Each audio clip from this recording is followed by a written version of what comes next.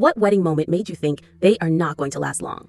When she went alone on her honeymoon because she booked the trip to the Caribbean despite her newlywed husband having a severe sun allergy.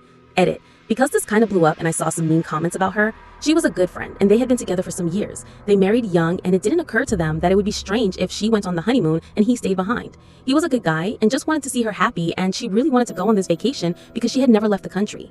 They separated half a year after the wedding, and my friend, the bride, told me that the marriage had been a way to prolong the relationship despite both of them knowing that it was already over sometime before they got married. Kind of like a couple gets a baby to save a marriage. It really was just sad because they were a nice couple, but they stayed friends after separating. And I can guarantee that she didn't cheat on him while away. They were both really loyal. About his sun allergy, he had red hair, a really fair skin, and burned up within minutes. And I mean really bad sunburn, the kind you have to go to the hospital for. He always had to wear sunglasses, long-armed shirts, and a hat, even on cloudy days, so the vacation was not for him. Groom got into a fist fight with the father of the bride, split after 4 months. Context: groom and bride's dad, actually most people in these families, if I'm honest, have pretty aggressive drinking problems. Father-in-law has always hated him. I wasn't around for what actually set it off, but it ended when the bride got in the middle, got an elbow in the eye, and the happy couple left for the night. This was in rural Canada. Not Letterkenny, but basically Letterkenny. I'd say the father-in-law won the fight though.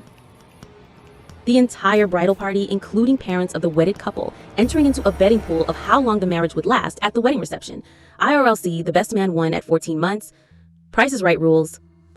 I was the best man at a wedding a few years back. At the rehearsal dinner, his future in-laws were treating him like crap. They were bossing him around, making him do crap, and talking down to him. They didn't let him hang out with his groomsmen afterwards while the bride went out and got drunk. They are now divorced.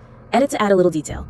Yes, he should have stood up for himself. His ex's parents were making him do crap for the wedding the next day, and he was too nice to say no. For you youngsters out there, this is cliche, but you really do marry the family, and the apple doesn't fall far from the tree, a lot of the times. When the maid of honor professed her love for my brother during her toast at my brother's wedding, and his husband walked up to the head table, picked her up, and carried her away before she could embarrass him further. They lasted about 3 months after that. My brother and his wife, on the other hand, are still happily married 20 years later. The groom took the stupid cake thing to an extreme. The bride had given him his bite and mushed a little on his chin or nose. He then took a piece and mashed it into her face so hard that I was expecting her to end up with a bloody nose. Cake and frosting got up her nose, in her eyes, down the front of her dress. The bride had to go get cleaned up, had her makeup redone, and was ugly crying within an hour of saying, "I do." He didn't give a fuck. The groom and best man had a dancing routine for getting into the church ceremony, and they got nearly halfway through it, and I guess the groom felt they hadn't received much applause and wows from us, the attendees, and decided to go back to the entrance and start all over. Sigh. Had an old boss who was divorced. He told me once, I should have known it wasn't going to last when the only happy moment I had on my wedding day was when I snuck out to smoke weed with my buddies in the parking lot.